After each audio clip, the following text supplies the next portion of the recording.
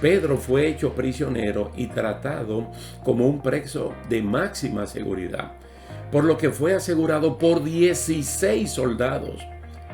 16 soldados que hacían turno de 4 en 4 cada cierto tiempo. Mire, Pedro al momento de dormir, dormía sujetado con 2 cadenas entre 2 soldados y otros 2.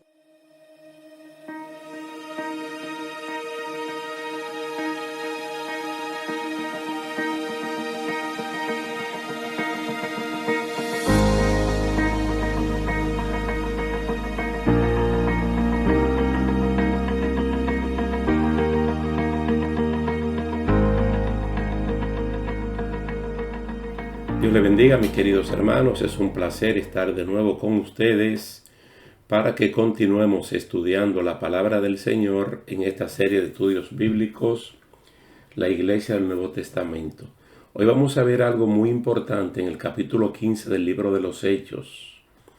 Así como anteriormente estudiamos en el capítulo 7 y en el capítulo 8 esa gran crisis de la Iglesia con la muerte de Esteban y la dispersión de todos los creyentes, excepto los apóstoles, vamos a ver en el día de hoy algo crucial que tiene que ver con un tema de doctrina, con la doctrina de la salvación. La doctrina de la salvación. Solo vamos a leer los primeros 5 versículos del capítulo 15 del libro de los Hechos. Y dice así: Entonces algunos que venían de Judea enseñaban a los hermanos: si no os circuncidáis conforme al rito de Moisés, no podéis ser salvos. Como Pablo y Bernabé tuviesen una discusión y contienda no pequeña con ellos, se dispuso que subiesen Pablo y Bernabé a Jerusalén y algunos otros de ellos a los apóstoles y a los ancianos para tratar esta cuestión.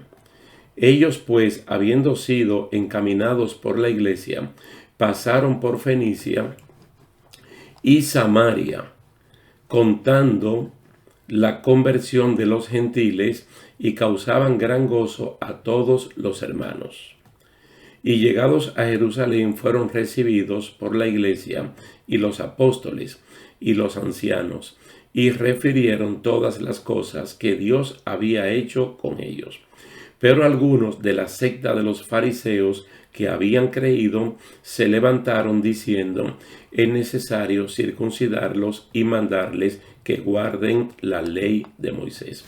Yo creo que el último versículo, el número 5, es muy clarificante. Mira, hay un sector dentro del judaísmo cristiano que todavía pertenecen a los fariseos. Se identificaban mucho con la secta de los fariseos dentro del judaísmo, pero que esta persona, como ya han creído en Jesucristo como Señor y Salvador, pues uno lo considera cristianos, pero tienen un trasfondo eminentemente judío, y dentro de ese trasfondo son de la secta de los fariseos.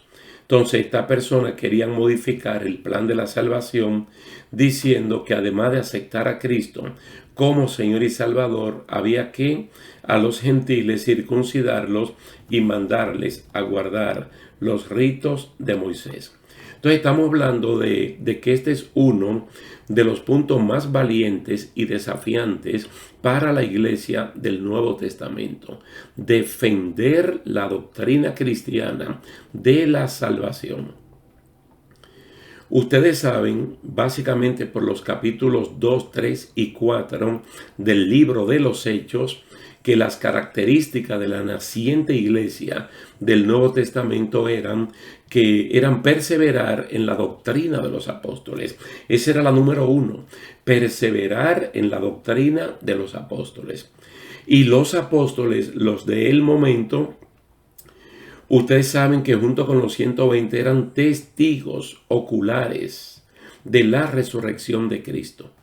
También en la comunión unos con otros, en el partimiento del pan y en las oraciones. Quiere decir que las características que mantenía bien unida la iglesia primitiva, la iglesia del Nuevo Testamento, eran perseverar en la doctrina de los apóstoles, en la comunión unos con otros, en el partimiento del pan y también en las oraciones.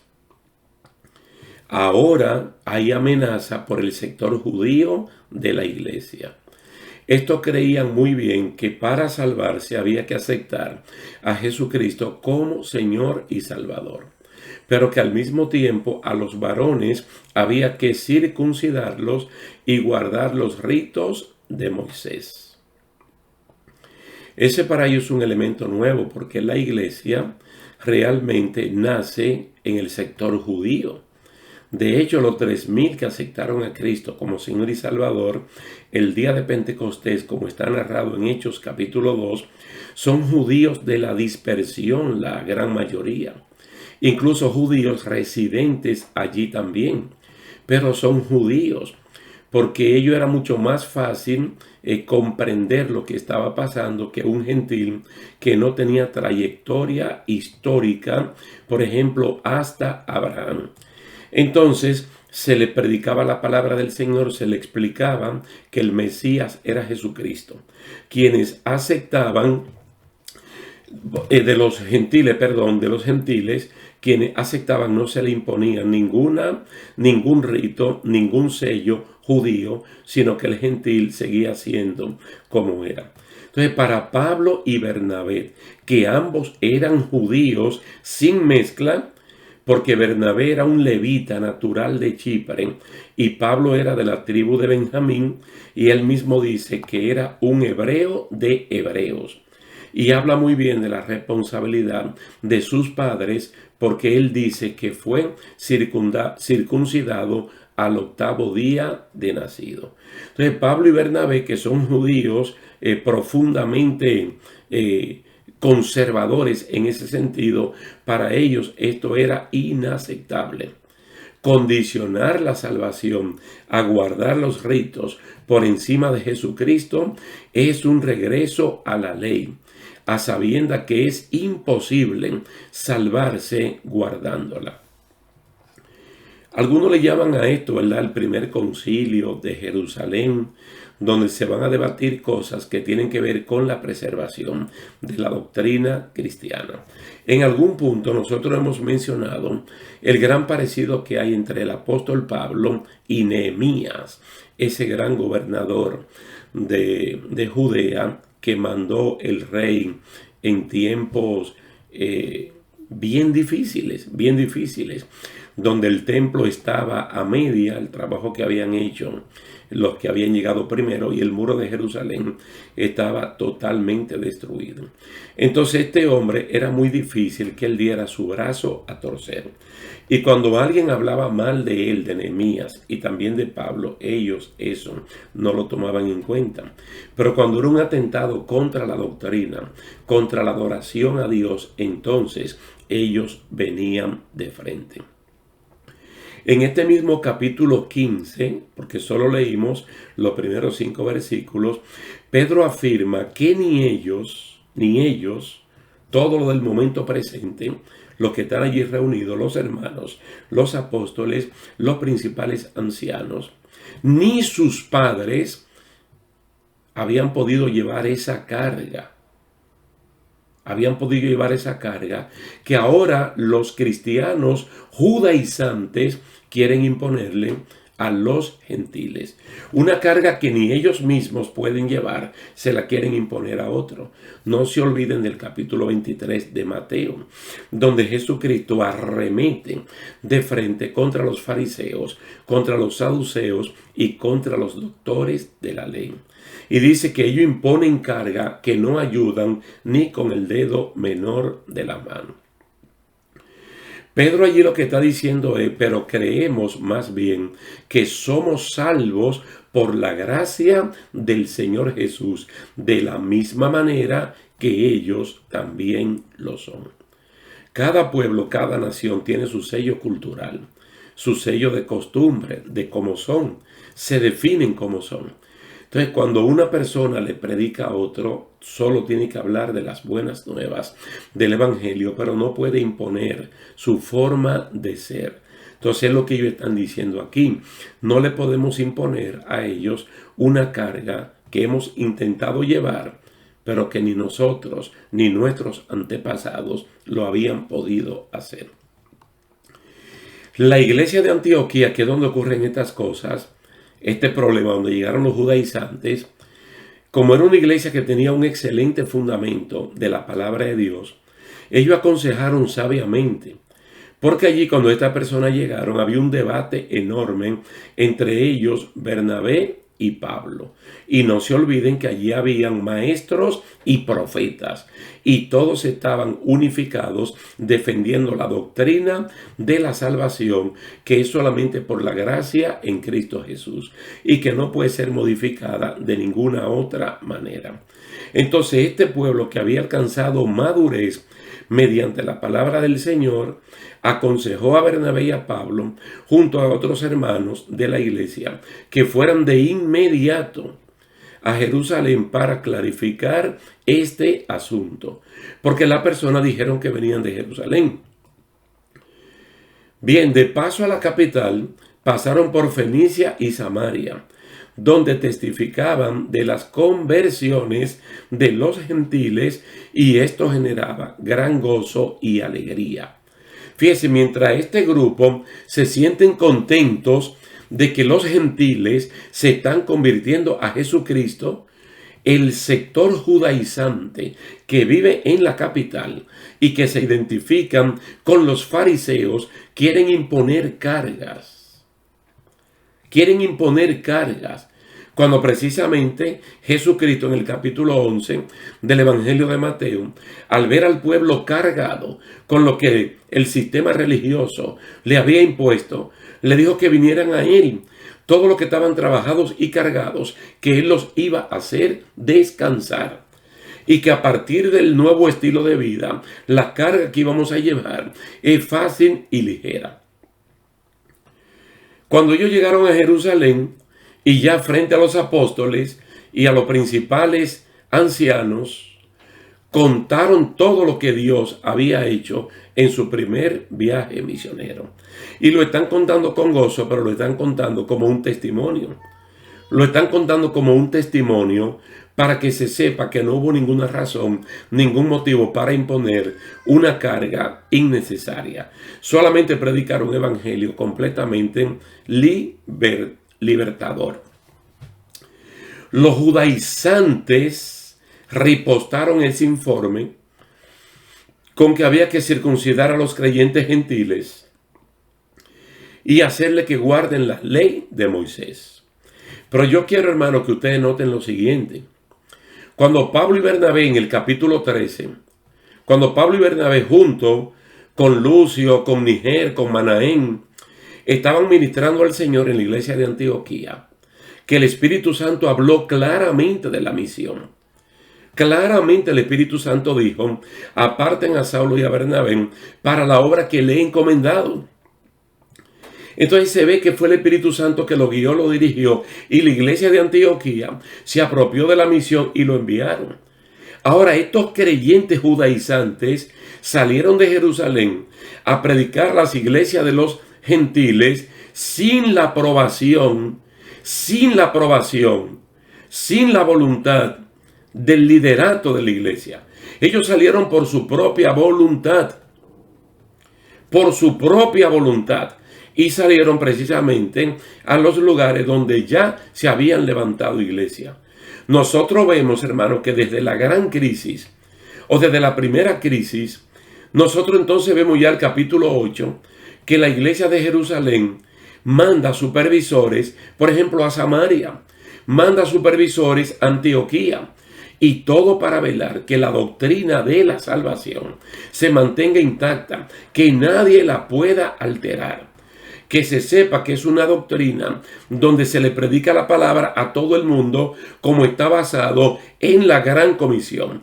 Vayan y prediquen el evangelio sin distinción de persona, sin discriminación, si son hombres o si son mujeres, si son grandes, si son pequeños, si son blancos, si son negros, ricos o pobres. Prediquen a todo el mundo. Entonces esto tiene que ser preservado. Entonces se mandaban supervisores. Ahora esta persona, como gente de este tiempo, que no tienen cobertura en una iglesia local, que no tienen cobertura en una denominación, sino que son predicadores ambulantes o predicadores de las redes sociales, ellos condicionan la salvación. Ellos la condicionan. Entonces, aquí en el mismo capítulo 15, cuando ellos están debatiendo, los apóstoles y los principales ancianos, ellos dicen, puesto que hemos oído que alguno de entre nosotros, a quienes no autorizamos, os han inquietado con sus palabras, perturbando vuestras almas. Claro que están perturbando la paz, el sosiego espiritual de la persona que se han salvado sin tener que guardar ningunos ritos de Moisés, sin tener que ser circuncidados. Porque la circuncisión del miembro viril es muy limitada. Mas, sin embargo, la circuncisión en el corazón es amplia. Y según Romanos capítulo 2, se define un verdadero judío, una persona cuya alabanza viene de parte de Dios si tiene el corazón circuncidado. Ahora cobra mucha fuerza lo que nosotros dijimos en la charla anterior, de esos ministros, entre comillas, insujetables, que no tienen congregación, no están bajo la cobertura, bajo la autoridad de una denominación. Ellos quieren hacer lo que les dé la gana. Y a veces no quieren solo modificar la doctrina de la salvación, sino que en una iglesia local quieren imponer su voluntad cuando ellos ni siquiera son miembros activos de dicha congregación. Ya lo vimos. Ellos salieron sin orden de la iglesia. Ellos no salieron por mandato de nadie. Ellos salieron por su propia voluntad para inquietar, para molestar, para perturbar a personas que ahora estaban disfrutando la paz de Isaías 53, fruto del trabajo de Jesucristo. Estando allí en esta reunión, Pedro alzó la voz para contar el testimonio poderoso de cómo Dios lo envió a la casa de Cornelio y de cómo todos los oyentes aceptaron a Jesucristo y fueron bautizados, y a ninguno se les obligó a circuncidarse ni a cumplir los ritos de Moisés. Nosotros estudiamos el capítulo 10. Lo vimos como un mover del Espíritu Santo extraordinario, porque Pedro está en Jope, en la casa de un tocayo de él llamado Simón el Curtidor. Y Cornelio estaba en Cesarea, comandando la compañía la italiana del Imperio Romano. Entonces, ¿cómo el Espíritu Santo envía a un ángel y puede conectar a estas personas? ¿Cómo le habla a Cornelio? ¿Cómo le habla al apóstol Pedro? ¿Y cómo los reúne en la casa de Cornelio? Y mientras el apóstol Pedro está predicando la palabra de Dios, no ritos de Moisés, no condicionantes, el Espíritu Santo cayó sobre todos los que estaban escuchando el mensaje. Y todos fueron llenos del Espíritu Santo. Y ese mismo día, todos fueron bautizados en agua. Entonces, mire, en ese momento de Hechos capítulo 15, la iglesia se aparta de aplicar reglas y cosas propiamente judías y de las tradiciones, recalcando que Moisés, como si se personificaran los 5 libros primero de la Biblia, la ley o el Pentateuco, era leído cada semana en las sinagogas y en las iglesias, y que eso era más que suficiente. Que no había que motivar, que inquietar a esta persona, y mucho menos sacarlo del sosiego de la salvación que han recibido en Cristo Jesús, para imponerle algo que por práctica ya ellos sabían que ellos no podían llevar eso. Además de decir que la palabra del Señor en Moisés se lee en las iglesias y en la sinagoga, se le aclaró que los creyentes, tanto judíos que ya sí tenían la práctica, como los creyentes gentiles, se deben abstener de la práctica del pecado de la idolatría, de la fornicación, de comer sangre y de comer animales ahogados. Mire que esas son prácticas no culturales propias de los judíos, sino que es una línea transversal que debe cumplirse en todos los cristianos, en cualquier parte del mundo. Que nosotros tenemos que tener la misma práctica de la santidad en cualquiera de los continentes que nos toque vivir. ¿Y qué es lo que nosotros proclamamos? Que Jesucristo es nuestro único y suficiente Salvador. Y que la doctrina de la salvación no puede ser alterada, no puede ser modificada, no se le puede poner un ingrediente que no sea que Jesucristo, mediante la fe, mediante la gracia, es nuestro único y suficiente Salvador. Esto que se defendió hace 2000 años es lo que en el día de hoy defendemos.